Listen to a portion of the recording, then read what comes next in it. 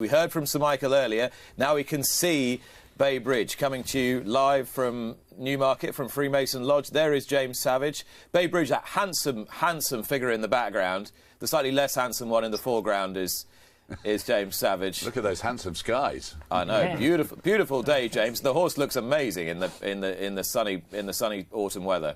Yeah, it's a beautiful morning here, Nick. Thanks for having us on. I'll flick the screen in a minute. You don't want to be seeing me, but he's come out of the race really well. Yeah, we're still on cloud nine, really. He's a mighty beast, isn't he? To look at. Yeah, he's a big, powerful horse. He weighs in at plus 1,200 pound.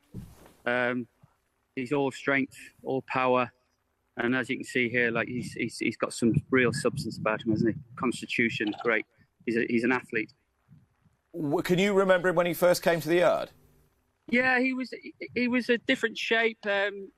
You know, he surprised us a bit, the development he did through his 3-year-old career. But then when he won the handicap down up at York and then went to the James Seymour at Newmarket, we thought, you know, we've got a racehorse on our hands here, and he was always going to develop from, 3 to 4, and he'll keep developing and strengthening up. So was he one of those when he first came? You thought, this could kind of go one of two ways. He's either always going to be a bit raw and gangly, or he's going to fill into a beautiful horse. Well, he always showed signs of ability, so we thought we'd have a slow burner on our hands. But like I said, when he went to York and won that, and then Newmarket, everyone realised then that we could have a potential star on our hands. And the signs in the spring were very positive. And then when he went to Sandown and did that, listen, we were a little surprised he did it so well, but we expected a bold show, and he's been progressing nicely since. The summer targets didn't work out for whatever, for reasons, but yesterday we saw the proper Bay Bridge. Yeah, and Sir Michael's been fairly clear on what those reasons were when we spoke to him earlier in the programme. I mean, there is obviously the decision now as to what he's done with him, and Michael was saying earlier that he has to consult with the owners, and there's all sorts of kind of considerations to take into account. But he's not had a busy season, has he? Did he eat this morning? Oh, yeah. Last night? If he didn't eat up, we'd be very worried. He's a very straightforward horse to handle that way.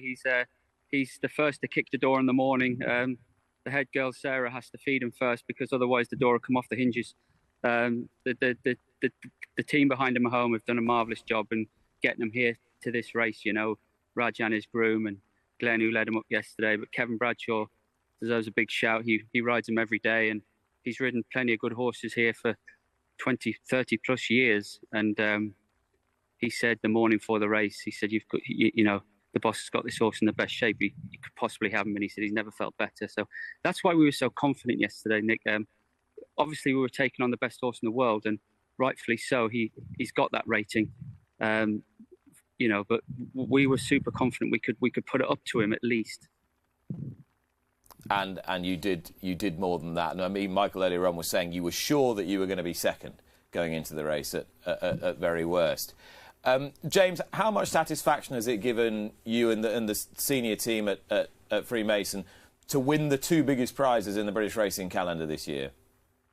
Well, we talk about how much work goes into these horses, Nick, but it's so demanding, and early starts and late finishes, and the dark winters, and so every win is special, but to get the Derby and the Champion Stakes, and let's not forget the other group races we've won in between with Lights On, Potter Pova, and the nice horse Nostrum finishing third in the Duist, it just makes it feel like it's all worthwhile, and it's rewarding more than financial or anything like that, Nick. It's just a reason to get up in the morning, and these special horses they're so few and far between, so you have to appreciate them, and we just work so hard to make sure that they're in the best possible shape.